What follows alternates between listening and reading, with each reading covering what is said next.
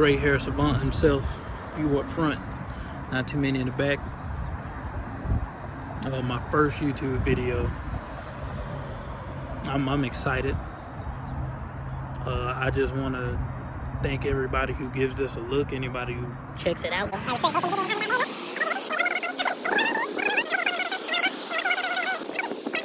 So if we're gonna do this, if we're gonna have this conversation, if we're gonna actually, dive into this, say my real-time reaction to this stuff, and what I'm seeing a lot of is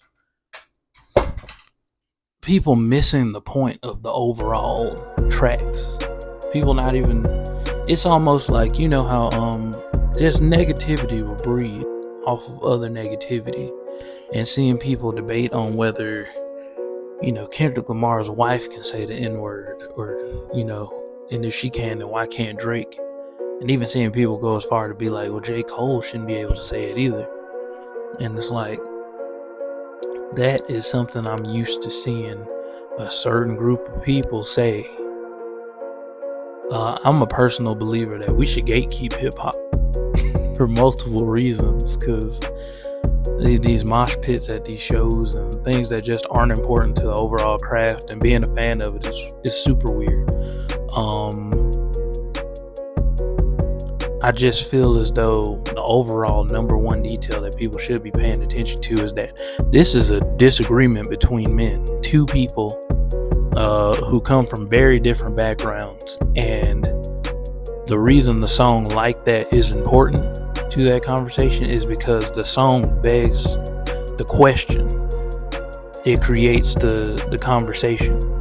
Drake was on stage after Kendrick had come back, and he said, I'm not one of these guys that goes away for 5 or 6, 7 years and comes to drop music on you at that point. I'm just going to continue to do it. Around at all these faces, I know it's summertime, I gotta give you shit. Like, I just can't.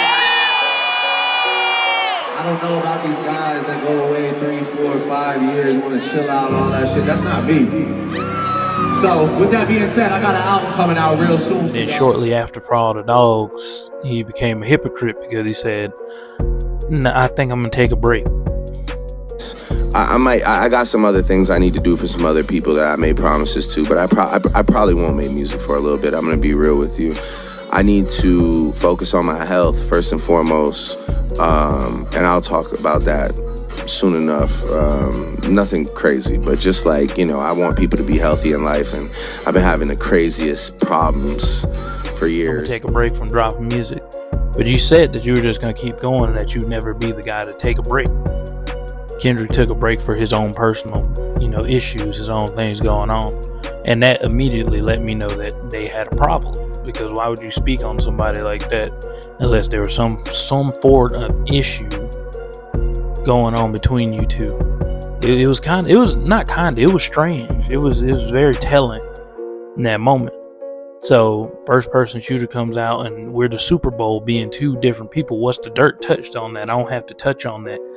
These two people saying that they're the biggest in the game and not acknowledging the third until Cole feels in his soul to say in his verse that me, Drizzy, and Dot started a league. He had to say, it's like, bro, we did this, and we the top. They consider us a big three. So he even said that in the song, even though they're saying they're the Super Bowl. And yes, Cole has been throwing these shadow boxing, sneak disses. Makes it clear that he's bodying anyone on a feature, and even claims that Jesus himself would take a loss. One person that's imitated Jesus in the past would be none other than Kendrick Lamar. By people that he knows and loves, but in his spirit, it didn't sit right to do that. And he even said that Kendrick can get a lick back on him. Cool. But Drake continued to downpour on the, nah, you're not that big of a superstar to me. You're not that to me, because I sell more records than you. I'm better than you. And I'll take you out. I'll finish the job that everybody else is scared to finish, because I'm the sixth guy. I'm the one who's everybody's supposed to look for. I call him the sixth guy, not the God. But he's saying, like, I'm the one that led Canada to the top of the rap game by myself. And who's gonna stop me? You can't stop me. And even though Drake does have a fan base that stretches outside of hip hop because of his original connection to that other community I was talking about earlier. First of all, I live in an all-Jewish area, so where is that? Forest Hill. Okay. I went to a predominantly Jewish school growing up. I definitely had a bar mitzvah in an Italian restaurant, mind you. My lord. Yeah. A nice Italian restaurant? A very nice Italian restaurant. The song of the night was Backstreet Boys' I Want It That Way. You are younger than me, my friend. I forget about that. You were kicking the hornet's nest so many times until a song like that comes out. Prove that he's a problem. Niggas clicking up, but pay not be legit. No 40 water. Tell them, yeah, get up with me. Fuck sneak this and first person shooter. I hope they came with 3 switches. I crash out like rap this man love if I had 2 T's with me. I'm snatching chains and burning tattoos. It's up. Lost too many soldiers not to play it safe. If you walk around with that stick, it ain't Andre 3K. Nigga, I won't drop the location. I still got PTSD. Motherfuck the big 3. Nigga, it's just big me. Nigga. Your best work is a life pack, nigga. Prince outlived Mike Jack, nigga. Boom. For all your dogs getting buried, that's a K with all these lines. You gon' see Pet Cemetery, nigga. Like that comes out. Now the conversation is different. Now is, I already was gonna say something. We already had issues. It's just heating up. It's been boiling in the pot. Like that poses the question to Drake and his entire camp. Everybody who rolls with you, everybody you're down with, are you like that? You got Future, who's now a former friend to you, saying, do you know anything about what's going on over here? I'll take it there. I'll take it past the music if that's what you want to do. You've been saying a whole lot. And that song embodies that energy of, what's the point of you talking to me like this? That's why Metro Boomin put Kendrick on that song. The only song that made sense. You have to be on this one if you're going to go at him, because we asking the question, are you like that? We don't believe that you are. And we don't trust you to be telling the truth about being that way. It's perfect. It's the best analogy. Be nobody's number one fan. Your first number one. I had to put it in your Realize too, it's like, people are coming to Atlanta and shit, but you also have to realize, like, this is too, like, you're not going to get the same result if you're not in this building with these individuals right here. Like, I could say that myself. It's like, right now, this shit. You see, this video is not biased, by the way. It's not. I'm a fan of both. And I also recognize, issues with both. I recognize, to go straight into it with Drake was able to drop push-ups, and the thing is, he dropped it with DJ Academics, which I found weird, and people trying to make it seem as though him putting it with Academics was like putting it, with like Funk Master Flex or something like that, and it's like, that's not the same. But I guess in this internet era it would be. And he gives it to Academics. Academics kind of does a reaction to it before he puts it out to the people fully, because he's a super fan. And if you would have gave it to DJ Who Kid, whose tag is on the song, that would have been cool.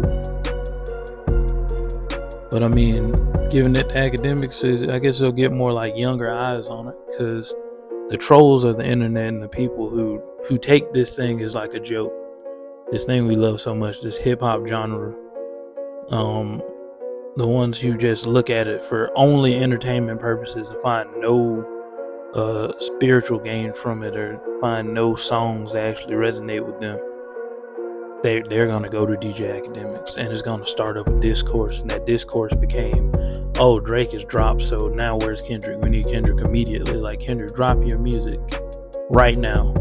And I think that Push-Ups is a it's a pretty well constructed diss track, but what made it corny is the fact that it got taken right to the internet like he's afraid to drop back against me.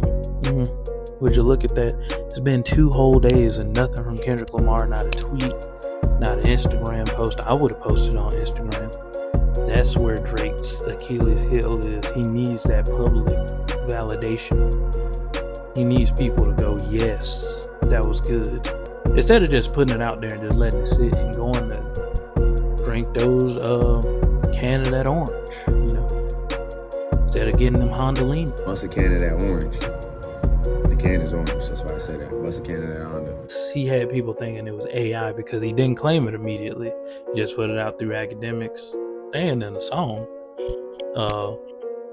My favorite little run you did in that song is when you said, like a label, you in the scope right now,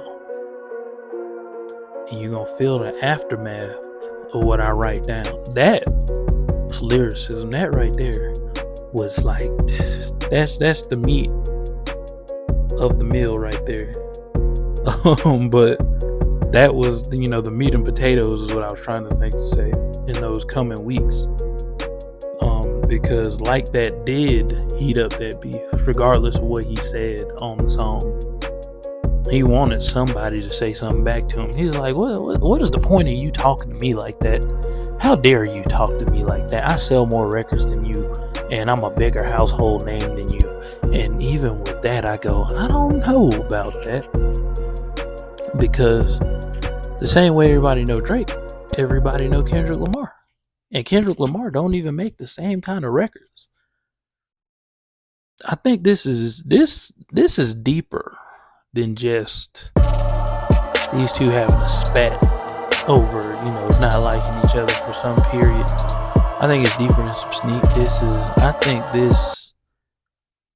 this problem really started with one song. And people might think I'm, you know, reaching or over exaggerating, but I want to take a look back at that song. I want to show the people what I'm talking about.